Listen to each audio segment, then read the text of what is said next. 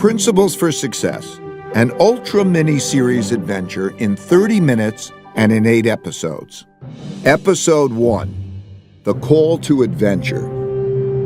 Before we begin, let me just establish the fact that I don't know much relative to what I need to know. Whatever success I've had in life has more to do with my knowing how to deal with my not knowing than anything I know. That I should be telling other people what to do sounds kind of presumptuous to me, but I'm going to do it because I believe that the principles that have made me successful could help others achieve their own goals.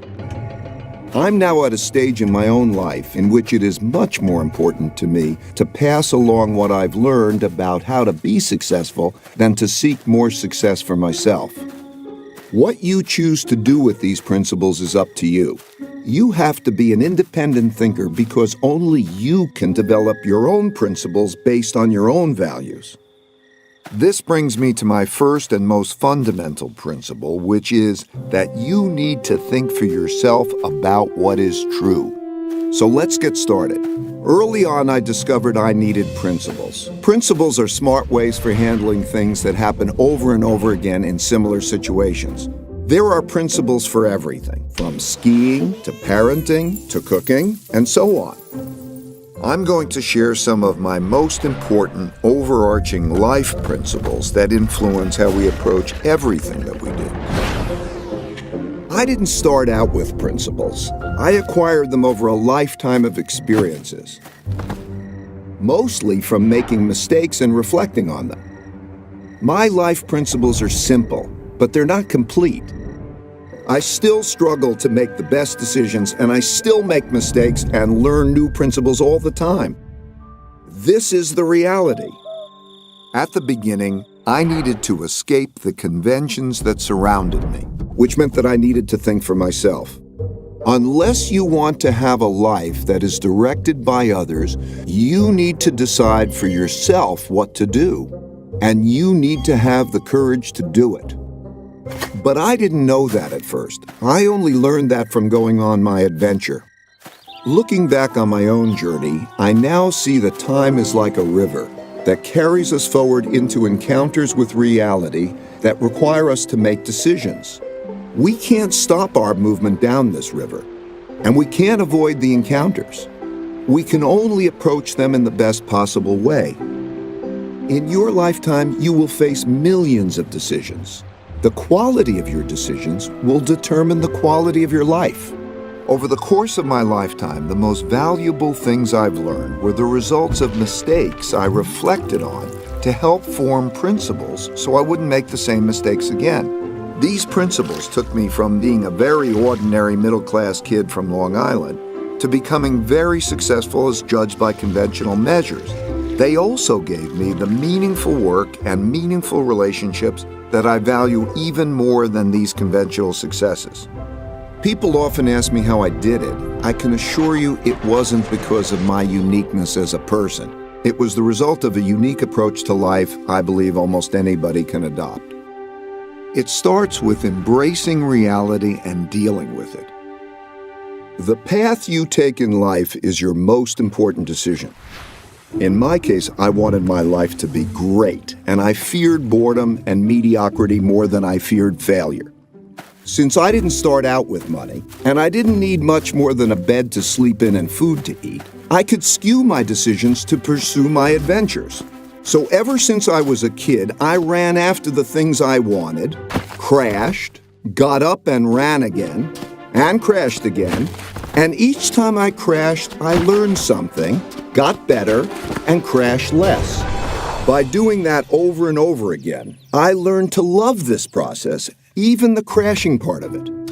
Through it, I encountered reality, and I learned how to deal with it, which inspired another one of my most fundamental principles, which is that truth is the essential foundation for producing good outcomes.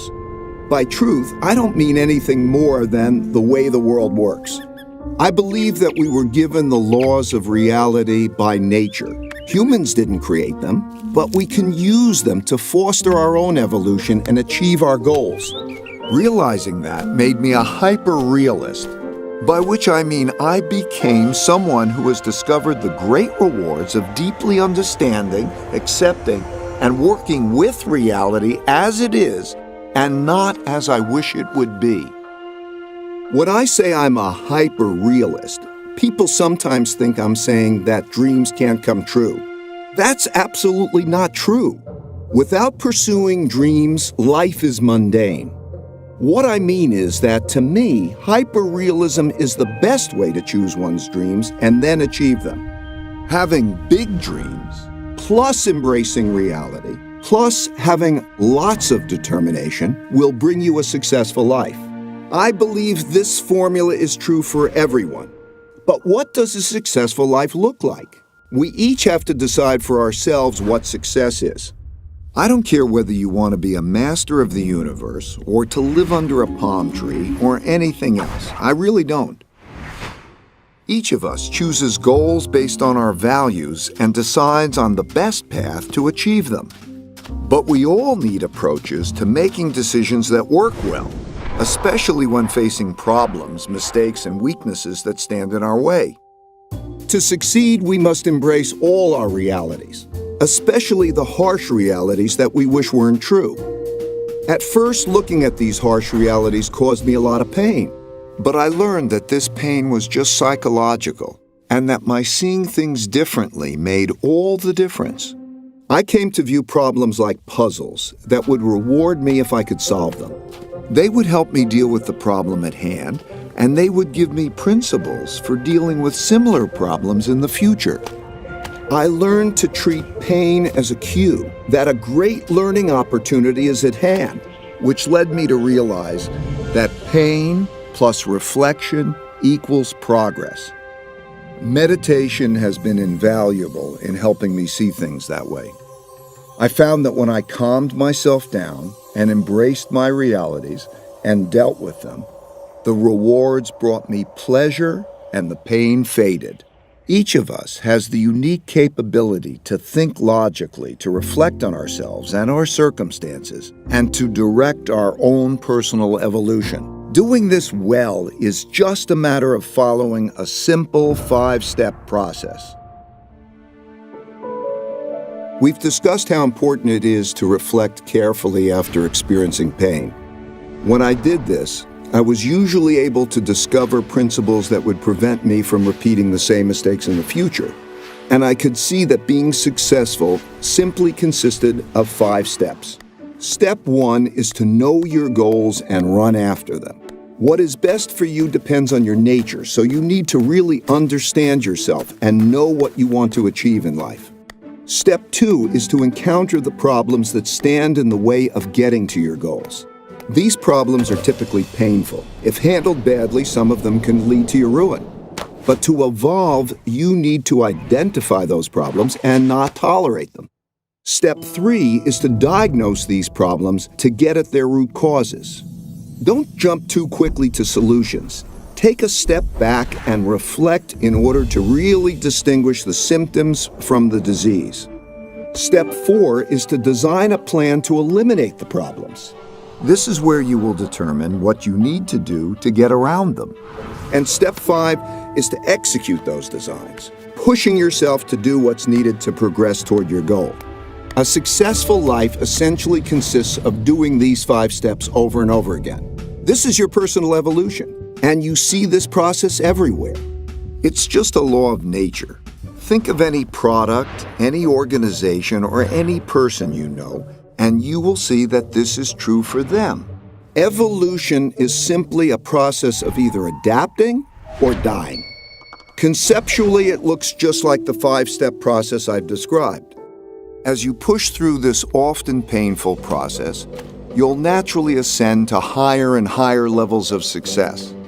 I found that when I did it better, my struggling never became easier, because the more capable I became, the greater the challenges I would take on. Because different people are strong and weak at different things, most people can't do all 5 steps well. Not facing this reality means you could stretch further than you should. And as the heights get greater, your falls could also be greater. Sometimes terrible things happen to all of us in life. They can ruin us, or they can profoundly improve us, depending on how we handle them. Something like this happened to me in 1982. We progress forward until we encounter setbacks. Whether or not we get out of them and continue forward or spiral downward depends on whether or not we're willing to face the failure objectively and make the right decisions to turn the loop upward again. Something terrible happened to me in 1982 when I bet everything on a depression that never came. The period between 1979 and 1982 was one of extreme turbulence for the global economy, the markets, and for me. And I believe that the U.S. economy, with the world economy tied to it, was headed toward a catastrophe. This view was extremely controversial.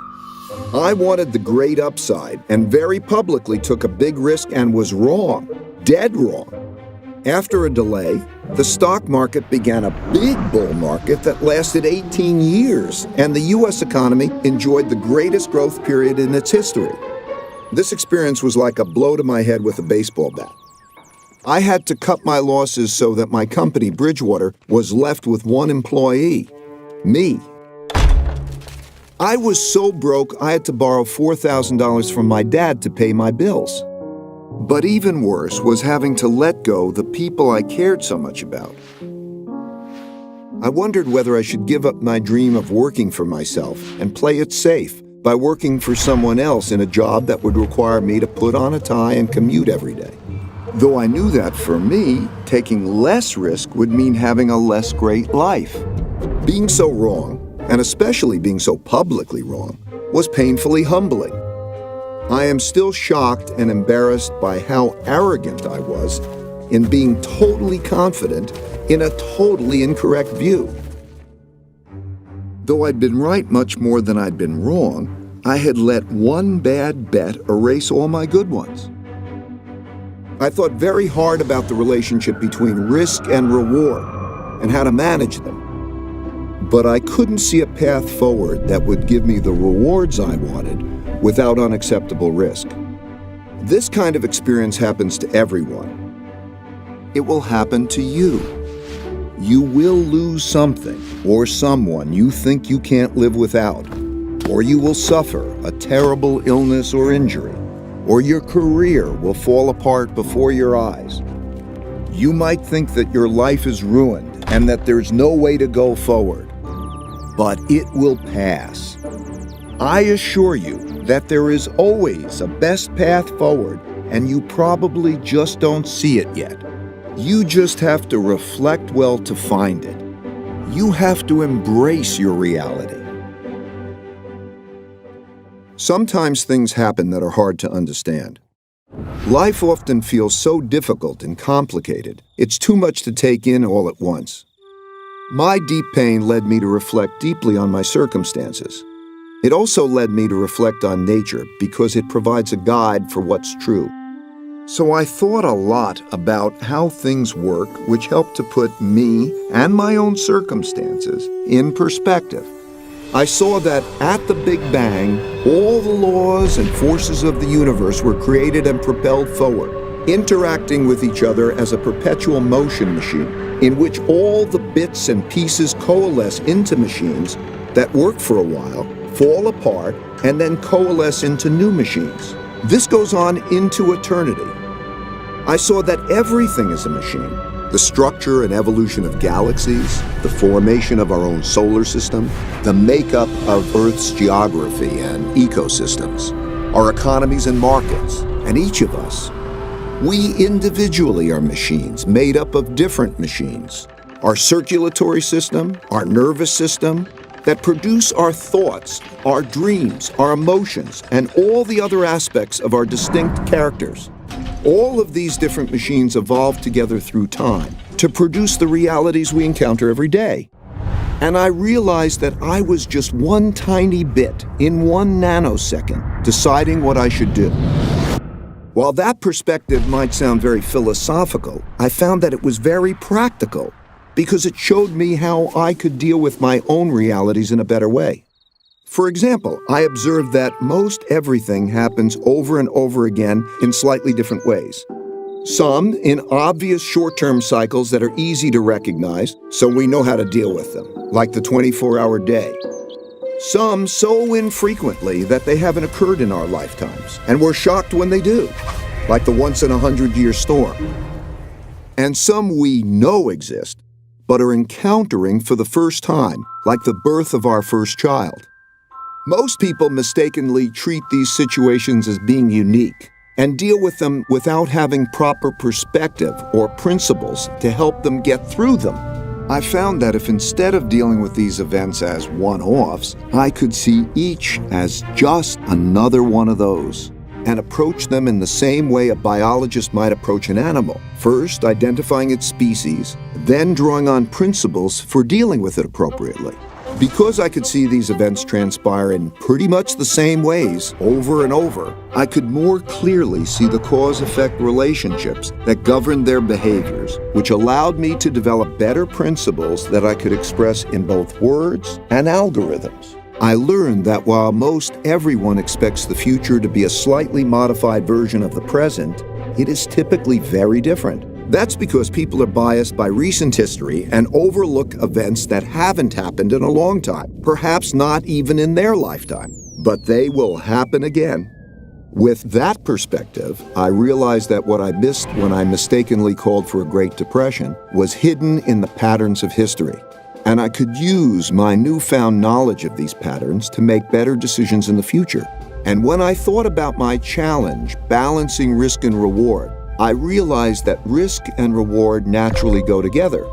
I could see that to get the most out of life, one has to take more risk, and that knowing how to appropriately balance risk and reward is essential to having the best life possible. Imagine you are faced with the choice of having a safe, boring life if you stay where you are, or having a fabulous one if you take the risk of successfully crossing a dangerous jungle. That is essentially the choice we all face. For me, the choice was clear, but that doesn't mean the path forward was without challenges. I still needed to face two big barriers that we all must face. I can't tell you which path in life is best for you because I don't know how important it is for you to achieve big goals relative to how important it is for you to avoid the pains required to get them. This is the courage I spoke of earlier, and we each have to feel these things out for ourselves. After my big mistake in calling for a depression, I had come to one of life's forks in the road, as we all do. If I made the choice to take a normal job and play it safe, I would have ended up with a very different life than the one I had. But as long as I could pay the rent, put food on the table, and educate my kids, the only choice for me was to risk crossing the jungle in pursuit of the best life possible. My big mistake in betting on a depression gave me a healthy fear of being wrong. In other words, it gave me deep humility, which was exactly what I needed. At the same time, it didn't stop me from aggressively going after the things I wanted. To succeed, I needed to see more than I alone could see. But standing in my way of doing that were the two biggest barriers everyone faces: our ego and blind spot barriers. These barriers exist because of how our brains work. First, let's explore the ego barrier. When I refer to your ego barrier, I'm talking about the parts of your brain that prevent you from acknowledging your weaknesses objectively, so that you can figure out how to deal with them. Your deepest-seated needs and fears reside in areas of your brain that control your emotions and are not accessible to your higher-level conscious awareness. And because our need to be right can be more important than our need to find out what's true, we like to believe our own opinions without properly stress testing them. We especially don't like to look at our mistakes and weaknesses. We are instinctively prone to react to explorations of them as though they're attacks. We get angry, even though it would be more logical for us to be open to feedback from others. This leads to our making inferior decisions, learning less, and falling short of our potentials. The second is the blind spot barrier. Everyone has blind spots. The blind spot barrier is when a person believes he or she can see everything.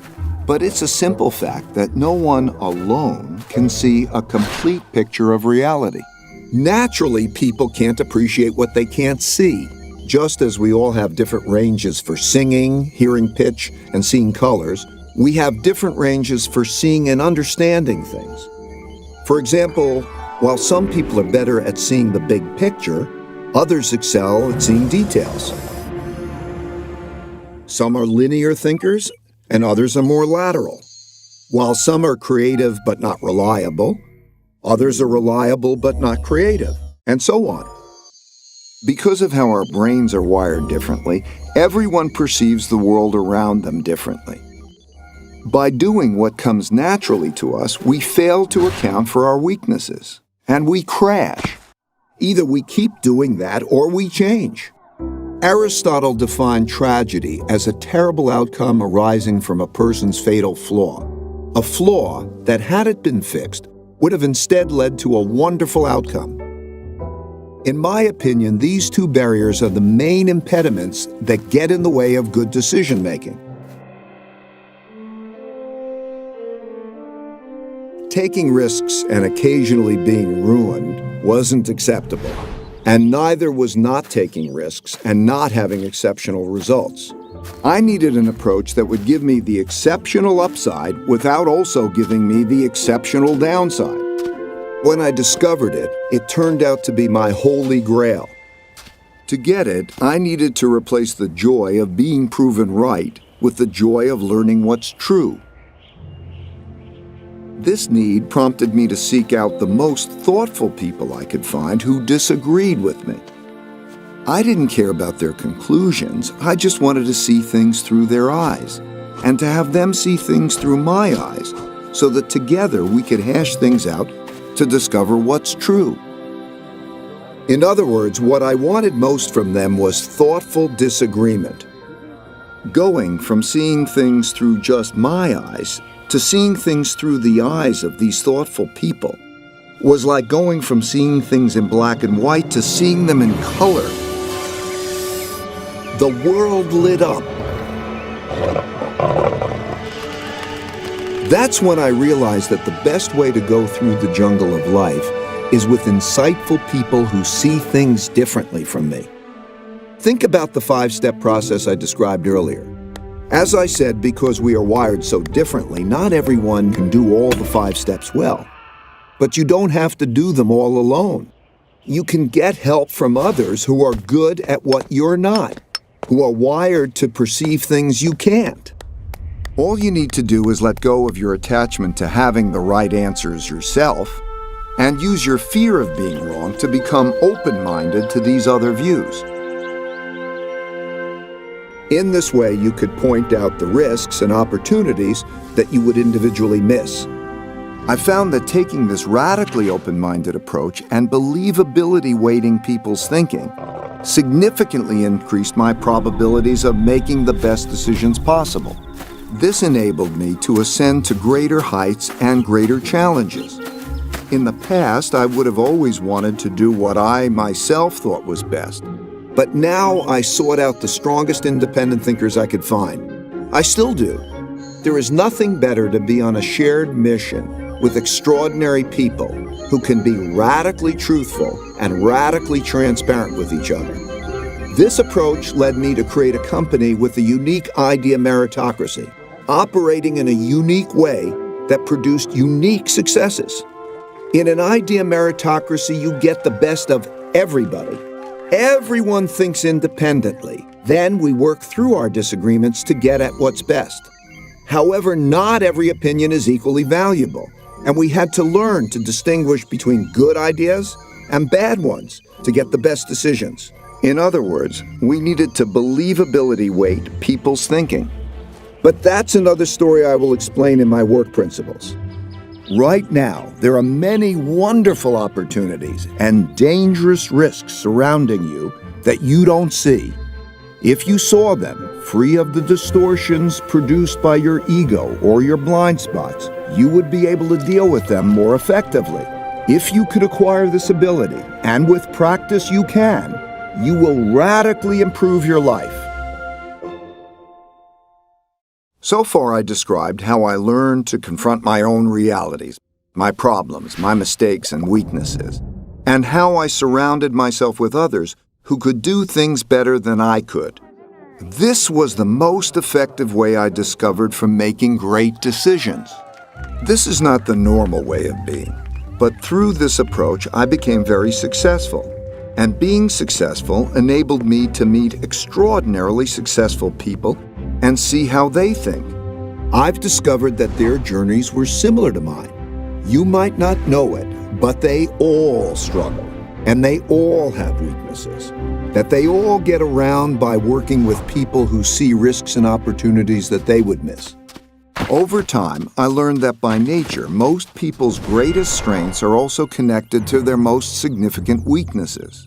And striving hard for big things is bound to lead you to painful falls. It's just part of the process. Such setbacks will test you. They sort people. Some think hard about what caused their setbacks, learn lessons, and continue progressing toward their goals, while others decide that this game is not for them and get off the field. I've come to realize that success is not a matter of attaining one's goals. I found that when I reached each new higher level of success, I rarely remained satisfied. The things we are striving for are just the bait.